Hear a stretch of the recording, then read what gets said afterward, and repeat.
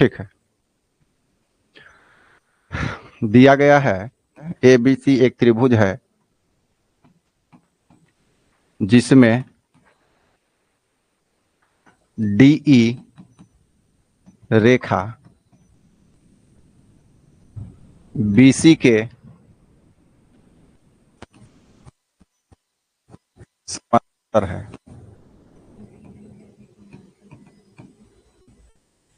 ये दिया गया है। अब लिखें, हमें साबित क्या करना है।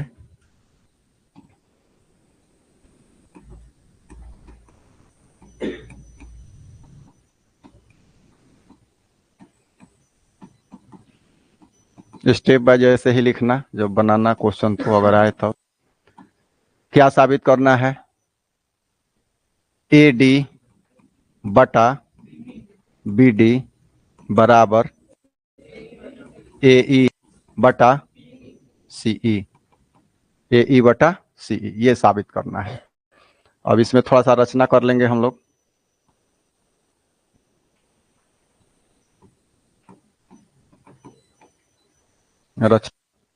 रचना में डी से ए ई पर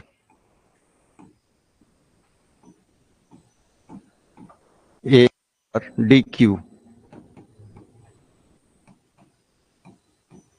लंब तथा डी से ए ई पर डी क्यू लंब, सबका लिखा हुआ है, खाली समझो तुम लोग। और कहां से? ई से ए डी पर कौन लंब? पीई या ईपी? ठीक है, ईपी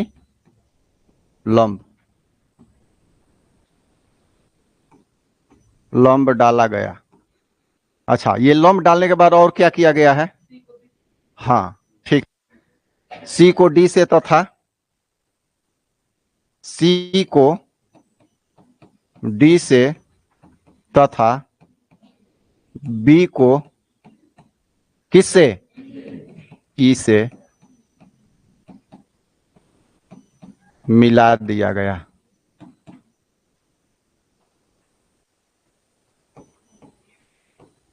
मिला दिया गया, ये हो गया। अब प्रमाण देखेंगे हम लोग। प्रमाण में सबसे पहले हम लोग इसको दिखा देंगे कि ये दोनों क्या है, त्रिभुज का क्षेत्रफल बराबर है। उसमें यही दिखाए हैं कि अलग दिखाए हैं? पहले दिखाए हैं कि बाद में? इसको चाहो तो कहीं कहीं किताब में बाद में भी दिखाता है, हम लोग यही दिखा देंगे। त्रिभुज डीई सी तथा त्रिभुज डीई बी एक ही आधार पर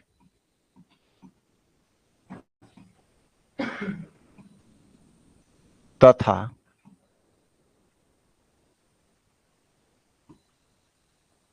एक युग्म समांतर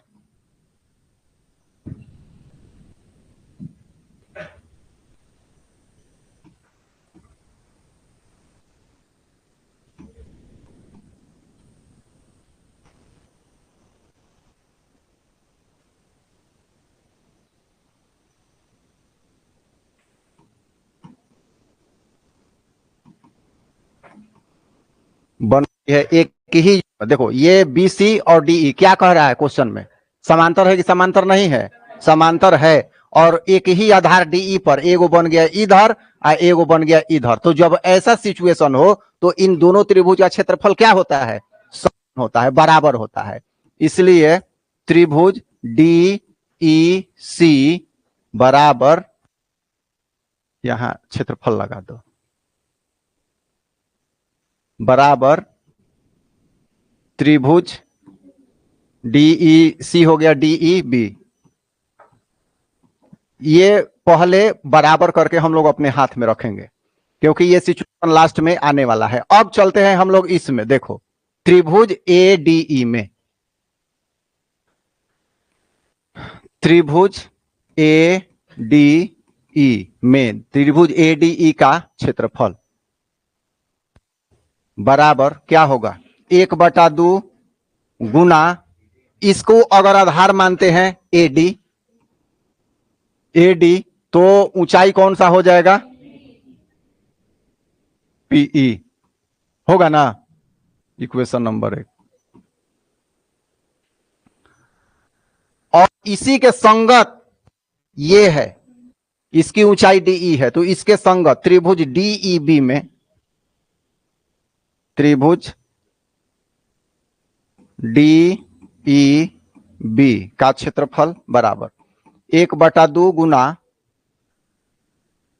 बीडी गुना पीई, इक्वेशन नंबर 2। ये दोनों आएगा और 2 गो आएगा तो भाग दे देंगे, फिर इसी तरह से 2 गो आएगा उसको भी भाग दे देंगे।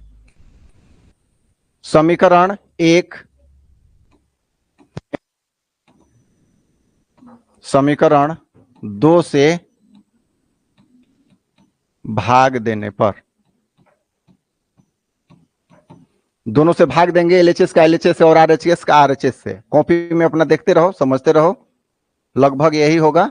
एरिया ऑफ त्रिभुज ए डी ई बटा त्रिभुज डी ई बी का क्षेत्रफल बराबर 1/2 गुना ए डी गुना पीई बटा 1/2 गुना बी डी गुना पीई। तो कटेगा, क्या हो गया? ए डी बटा बी डी। ये समीकरण हो गया 3। ये अगर समझ में आ गया तो फिर एकदम बिल्कुल यही प्रोसेस करना है, उस साइड करना है, ठीक है। तो ये हो गया यहां पर, और देखते भी चलना है डीईबी, यहां पर हम लोग निकाले हैं डीईबी किसके बराबर होगा? डीईसी के। तो अब की बार जो आएगा त्रिभुज यही रहेगा, नीचे ये चेंज हो जाएगा। चलो अगले पेज पर देखते हैं।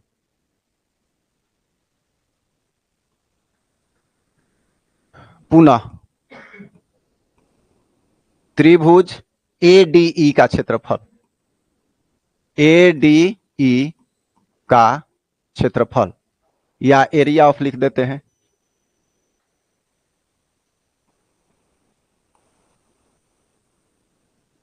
बराबर 1/2 गुना, अब की बार आधार मान लो इसको एई, तो लंब कौन सा हो जाएगा? बोलो जी इधर से, लंब कौन सा हो जाएगा? और क्या हो जाएगा? डी क्यू गुना डी क्यू, इक्वेशन नंबर, अच्छा ये 4 हो गया, ठीक है 4। अब इसी के संगत कौन लंब जाएगा इस पर, इस बेस पर? तो ये, तो त्रिभुज डीईसी का क्षेत्रफल बराबर 1/2 गुना सीई गुना डी क्यू 5। फिर भाग दे देंगे समीकरण 4 में, समीकरण 5 से भाग देने पर तो ऊपर हो जाएगा त्रिभुज एडीई का क्षेत्रफल, नीचे हो जाएगा त्रिभुज डीईसी का क्षेत्रफल बराबर 1/2 गुना एई, एकदम आंख जमाए रहो यहीं पर, ई मत करो कि बातचीत करने लगे, बटा 1/2 गुना सीई गुना डी क्यू। ठीक है, कुछ कटने वाला है क्या? यहां भी कटेगा, तो क्या बच जाएगा? एई बटा सीई, हो गया ना ये।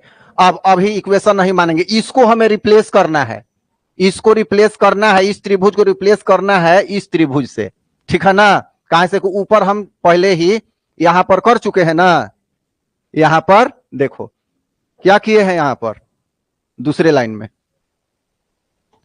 यहां पर त्रिभुज डीईसी बराबर त्रिभुज क्या है? डीईबी, दोनों का क्षेत्रफल यहां से बराबर है, तो इसको हम लोग अब यहां यूज करेंगे। तो इसको रिप्लेस कर देंगे,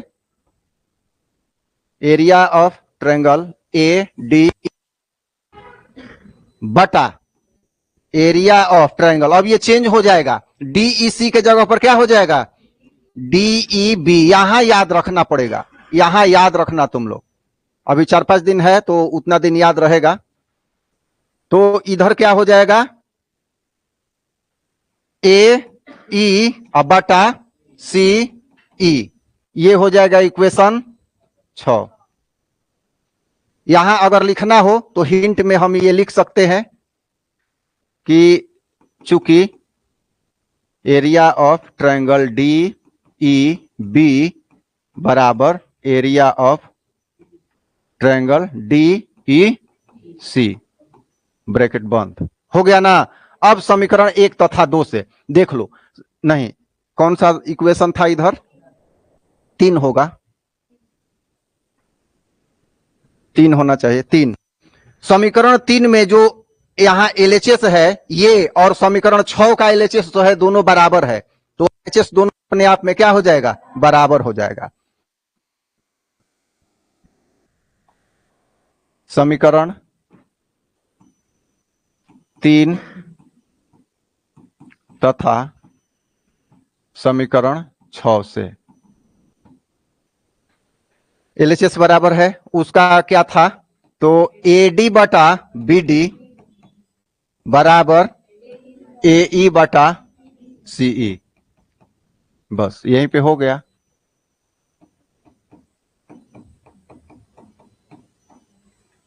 लिखना तो है नहीं, लिखा हुआ है ऑलरेडी सबके कॉपी में। अब बोलो किसी को कहीं दिक्कत है तो बोलो। यहां चलो, यहां से यहां क्या करेंगे, प्रमेय दिया रहेगा तो सबसे पहले क्या दिया गया है ये देख लेंगे। थेल्स प्रमेय में, किसी भी प्रमेय में क्या दिया गया है, तो इसमें दिया गया है कि एबीसी एक त्रिभुज है जिसमें डीई रेखा बीसी के समानांतर। ये क्वेश्चन कह रहा है, ये जो है ना ये क्या है, समानांतर है। थेल्स प्रमेय में, आधारभूत समानुपातिक प्रमेय में ये समानांतर रहेगा, और इसके विलोम जो रहेगा वो समानांतर नहीं रहेगा। एक कंडीशन ये दिया रहेगा ये। तो यहां से हम लोग करते हैं आधारभूत समानुपातिक प्रमेय के नाम से भी आता है थेल्स प्रमेय।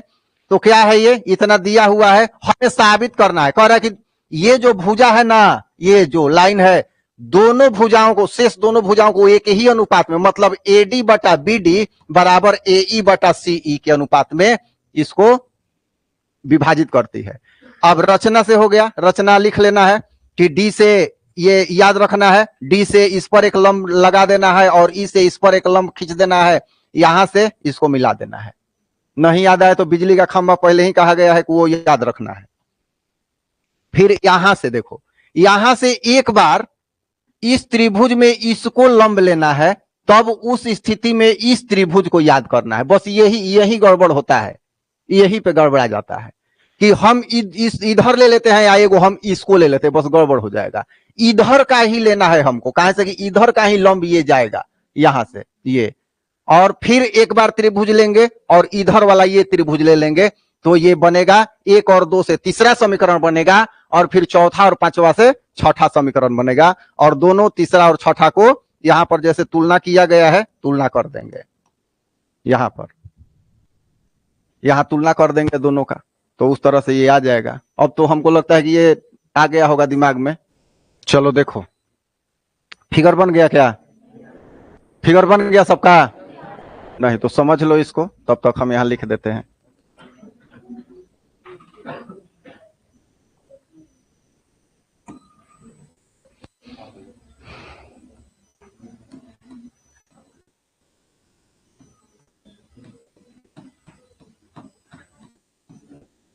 ए का कथन है कि बाह्य बिंदु से वृत्त पर खींची गई स्पर्श रेखाओं की लंबाइयां बराबर होती है, ये सिद्ध करना है। मतलब एक वृत्त है ओ केंद्र का, क्या दिया गया है, ओ केंद्र का एक वृत्त है जिस पर बाहरी बिंदु पी, यहां जो बिंदु है यहां बाहरी बिंदु पी से 2 स्पर्श रेखाएं, कौन कौन 2 स्पर्श रेखा है, एक पीए है और एक क्या है, पीबी है। ये 2 स्पर्श रेखा यहां पर खींची गई है। तो ये कह रहा है कि ये दोनों बराबर है, यही सिद्ध करना है कि ये दोनों बराबर है।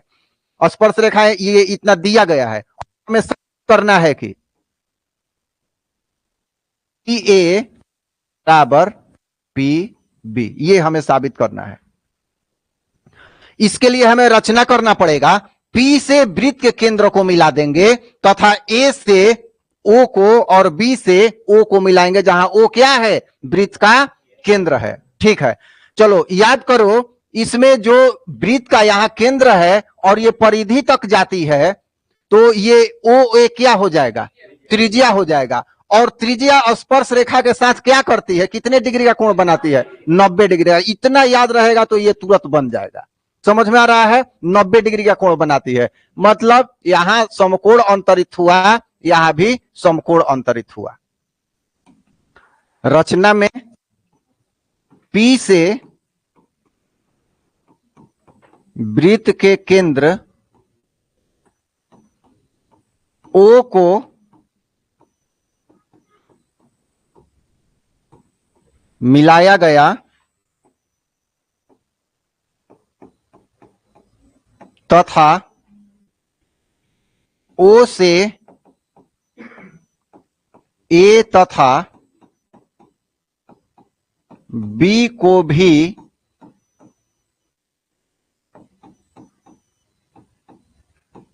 मिलाया गया। ये रचना में किया गया।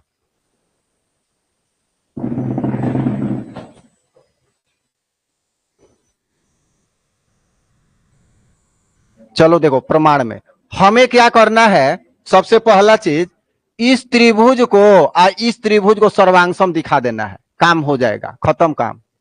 और सीपीसीटी से निकाल देंगे कि एपी इस त्रिभुज में एपी उस त्रिभुज के बीपी के संगत है, तो बराबर है। तो यही काम करना है।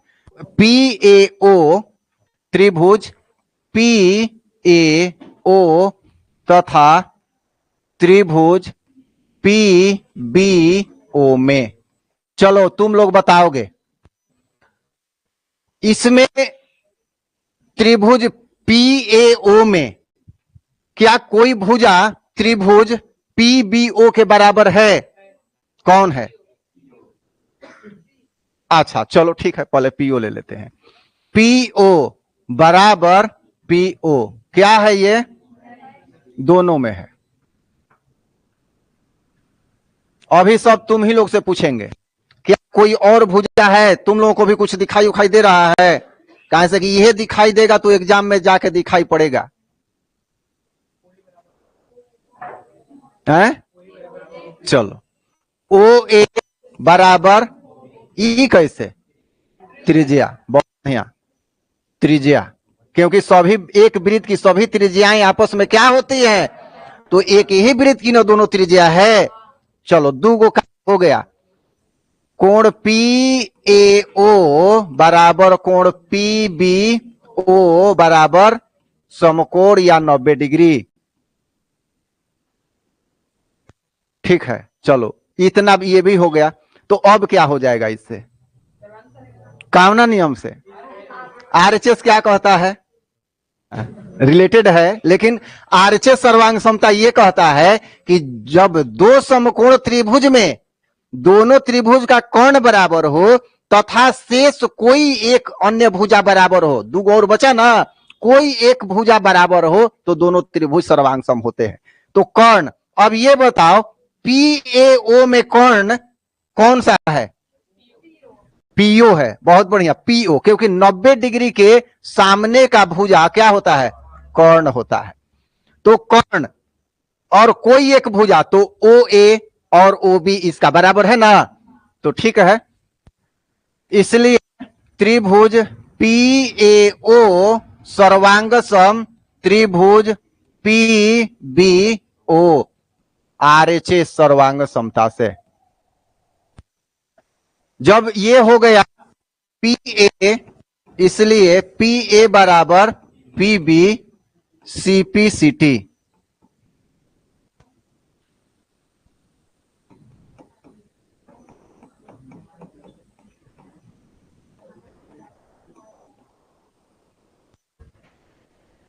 लिखो।